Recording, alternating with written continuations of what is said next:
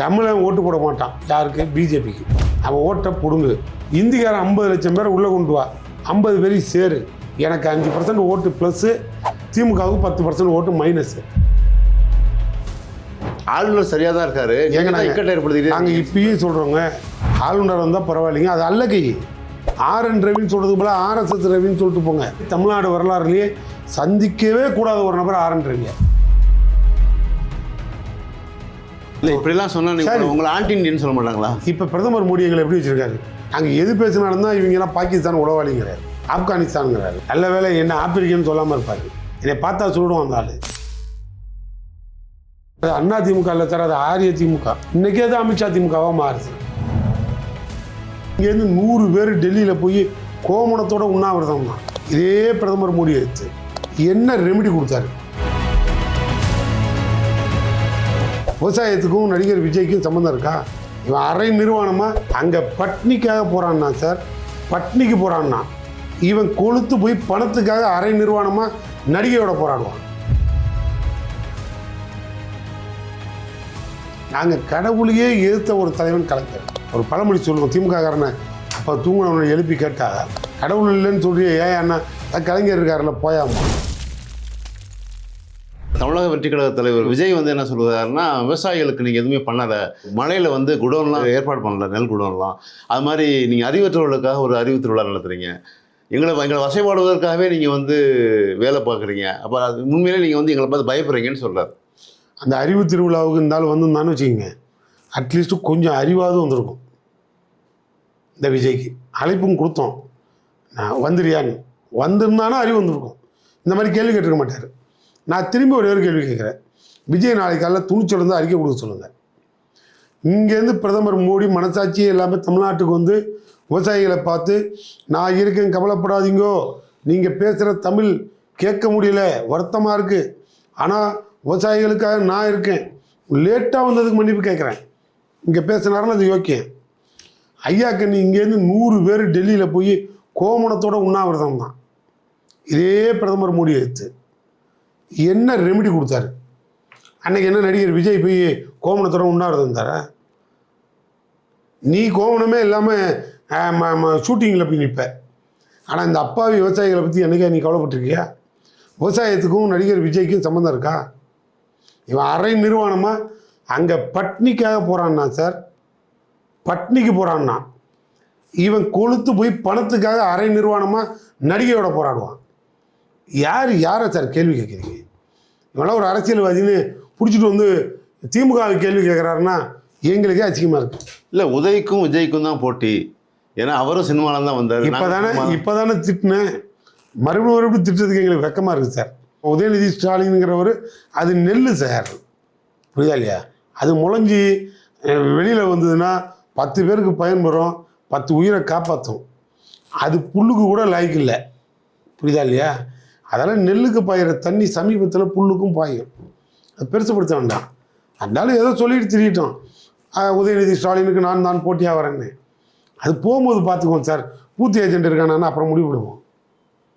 ஆனால் இப்போ நீங்கள் பூத் ஏஜென்ட் பற்றி சொல்லும்போது தான் சொல்கிறோம், SIR விவகாரத்தில் நீங்கள் தான் அவங்கள வழிநடத்துறீங்க அப்படிங்கிற ஒரு குற்றச்சாட்டு வைக்கிறாங்க.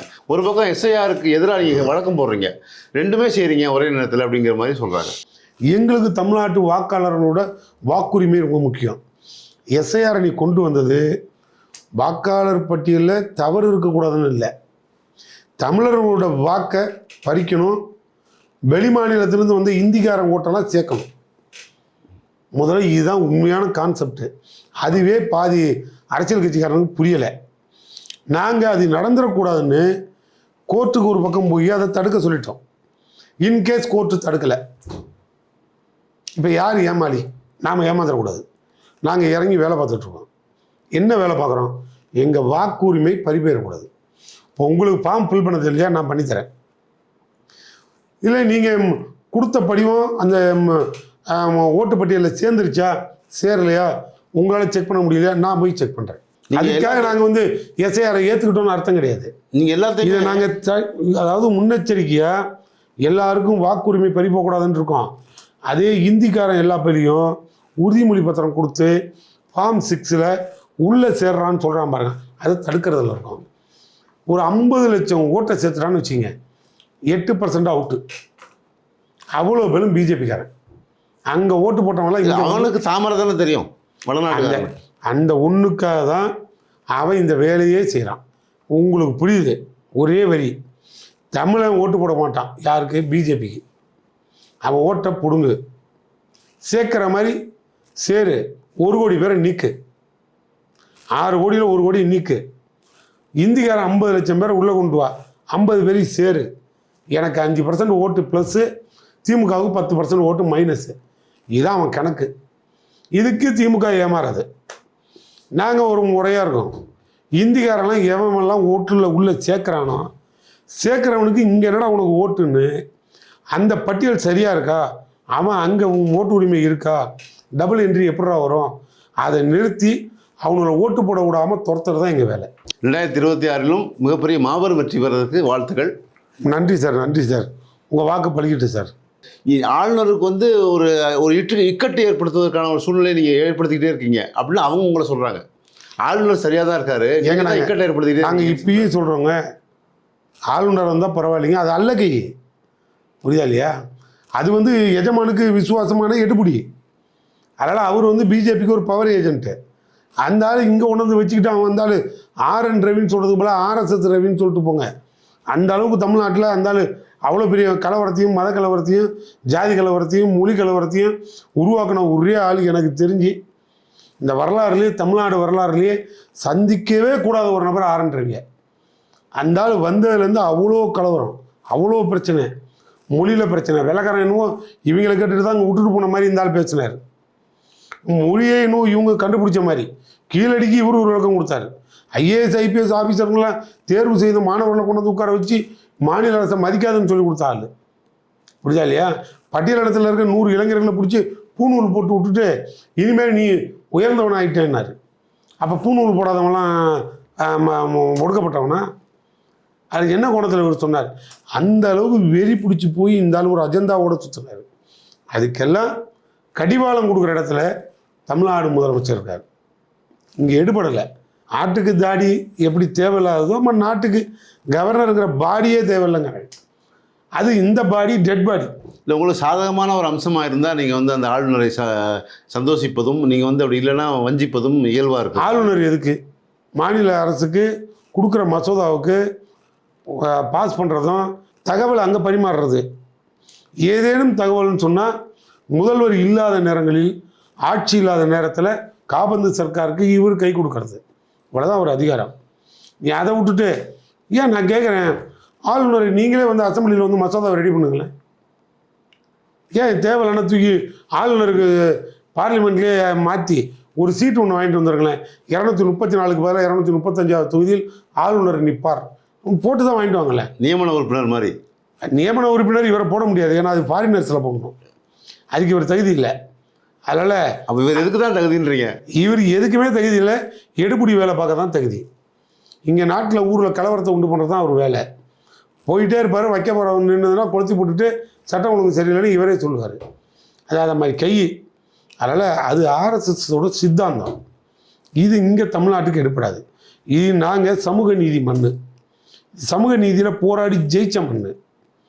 இன்றைக்கி இருக்கிற சாதி மறுப்புக்கு சாதி பேரெல்லாம் தூக்கணும்னு சொன்னதுக்கும் இன்றைக்கி இருக்க ஹைகோர்ட்டு இந்த தமிழக அரசை மதித்து பாராட்டுது. நாங்கள் வந்து சமூக நீதியை பாதுகாக்கிற இடத்துல இருக்கோம், நீ சமூக நீதிக்கு விரோதமான இடத்துல இருக்க. நாங்கள் சனாதன ஒழிப்புங்கிறோம், நீ சனாதனமே கொள்கைன்னு வர்றவன். உனக்கு எங்களுக்கு எப்படி ஒத்து வரும்? இது எந்த காலத்தில் பொருந்தும்? இது ஒத்து வராது. ஒன்லி டைவர்ஸ் தான். ஆனால் திராவிட நாங்கள் பலமுறை சொல்லிட்டோம், நீ டைவர்ஸ் கொடுத்துட்டோம் போயான்ட்டோம். அவன் மானம் கட்டவன் இங்கே உட்காந்து குடும்பம் நடத்திக்கிட்டு இருந்தால் நாங்கள் என்ன பண்ணி சொல்லிக்கிறது? ஆனால் சனாதனத்தை வரவேற்கிறதுல வந்து அதிமுக வந்து திராவிட கட்சி வந்து கூடவே இருக்குது. அதை எப்படி பார்க்குறீங்க? அதை நாங்கள் அதில் ஒன்றும் சந்தேகம்லாம் படலையே. நாங்கள் எப்படி ஏன் அதை பார்க்கணும்? அதுவே ஆரிய திராவிட முன்னேற்ற கழகம் தானே. அவங்களே சனாதனத்துக்கு ஆதரவான கட்சி தானே. அவங்களே வர்ணாசிரமத்துக்கு கோஷம் போடுற கும்பல் தானே அது. அவங்களுக்கு பின்னே தெரியும். அவங்களே வந்து ஜாதி வெறி பிடிச்சவங்க சார். அதனால் மத வெறி, ஜாதி வெறியெல்லாம் அவங்க கட்சியிலேயே பாரம்பரியமாக இருக்கிறது. கட்சிக்கு தலைவர் யார் இருந்தா? ஜெயலலிதா தானே இருந்தாங்க. அப்புறம் என்ன இருக்காது? அண்ணா திமுக இல்லை சார், அது ஆரிய திமுக. இன்றைக்கே தான் அமித்ஷா திமுகவாக மாறுது. ஆனால் வந்து நாங்கள் அதுவும் பெருசுப்படுத்தலை. ஆனால் அதிமுக ஜாதிய கட்சியாக மாறிக்கிட்டே வருதுன்னு வர ஒரு குற்றச்சாட்டு வைக்கிறாங்க. அது ஜாதி கட்சி தான் சார். அது என்ன ஜாதிய கட்சியாக மாறுறது? ஜாதி கட்சிங்கிற உணர்வு இருக்கிறதுனால தான் ஆட்டோமேட்டிக்காக போய் அந்த மதங்கிற கடலில் மெர்ஜி ஆகுது. மதவெறி பிடிச்சவன் பிஜேபி, இவங்க ஜாதி வெறி பிடிச்சவன். இந்த ரெண்டை காட்டி தான் இங்கே தமிழ்நாட்டை ஏமாற்ற முடியும், இந்தியாவை ஏமாற்ற முடியும். அவன் மதவெறியை தூக்கிட்டு வந்து ஏமாத்துறான். முஸ்லீம் இருக்கக்கூடாது. எலெக்ஷனுக்கு ரிசல்ட்னா 4 இடத்துல குண்டு வெடிக்கும். ஒரு 10 பாயை பிடிச்சிட்டு போடுவானுவான், பஞ்சாயத்து பண்ணுவானுவான், இங்கே ஓட்டு மாறிடும். புரியுதா இல்லையா? அடுத்து பொது பார்லிமெண்ட்டுக்கே எலெக்ஷன் வருதுன்னா புல்வாமாவில் குண்டு வெடிக்கும். எப்படி உள்ளே வரானுங்கிறத தடுக்க மாட்டான். வெடித்ததுக்கப்புறம் யோசிப்பான். வெளியிலேருந்து 10 பேர் வந்து சுட்டு போவான். சுட்டவனில் ஒருத்தனை கூட இவன் பிடிக்க மாட்டான். இவன் 2 வயக்காட்டில் 2 குண்டை போட்டுட்டு தீர்வு கண்டுபிடிச்சிடணுமா? போகிற இவன் நிறுத்த மாட்டான், ட்ரம்ப் நிறுத்துவார். இதுக்கெல்லாம் என்ன அர்த்தம்? இப்படிலாம் சொன்னால் உங்களை ஆன்டி இண்டியன் சொல்ல மாட்டாங்களா? இப்போ பிரதமர் மோடி எங்களை எப்படி வச்சுருக்காரு? நாங்கள் எது பேசினாலும் தான் இவங்கெல்லாம் பாகிஸ்தான் உளவாளிங்கிறாரு, ஆப்கானிஸ்தானுங்கிறாரு. நல்ல வேலை என்ன ஆப்பிரிக்கன்னு சொல்லாமல் இருப்பார். என்னை பார்த்தா சொல்லிடுவோம் அந்த ஆள். ஸோ இந்த மாதிரி ஒரு மனநிலை உள்ள ஆளுங்க. அதனால் அவங்கள்ட்ட போய் நாங்கள் இது எதிர்பார்க்க முடியாது. அவங்க மதவெறியோடு போகிற சாயல். எங்கள் பாலிசி வந்து மத சார்பற்ற கொள்கை. தமிழ்நாடு முதலமைச்சர் அவங்க அப்பா கற்றுக் கொடுத்துட்டு போன அரசியல். இங்கே எம்மதமும் சம்மதங்கிறது. புரியுதா? ஜாதிக்கு மறுப்புக்கு அன்னைக்கே சட்டம் கொண்டு வந்து சுயமரியாதை திருமணம் செல்லுபடி ஆகுன்னு டோட்டலாக கொண்டு வந்து நிப்பாட்டணும். நாங்கள் கடவுளையே எதிர்த்த ஒரு தலைவன் கலைஞர். ஒரு பழமொழி சொல்லுவோம், திமுககாரனை அப்போ தூங்கினவனை எழுப்பி கேட்டால் கடவுள் இல்லைன்னு சொல்றிய ஏன் அண்ணா, கலைஞர் இருக்காருல போயாமா. அப்படி வளர்ந்த இந்த கட்சி அது. இங்கே வந்து இவன் பிஜேபி, நான் மதவெறியை கொண்டு வருவேன், மதச்சாயத்தை பூசுவேன், இங்கே சாதி ரீதியாக ஒரு பிரிவினையை உருவாக்குவேன், அதுக்கு ஒரு ஆளுநர் அனுப்புவேன் அப்படின்னு சொன்னால் அன்றாயிரம் நினைய அடித்து அனுப்புவோம்.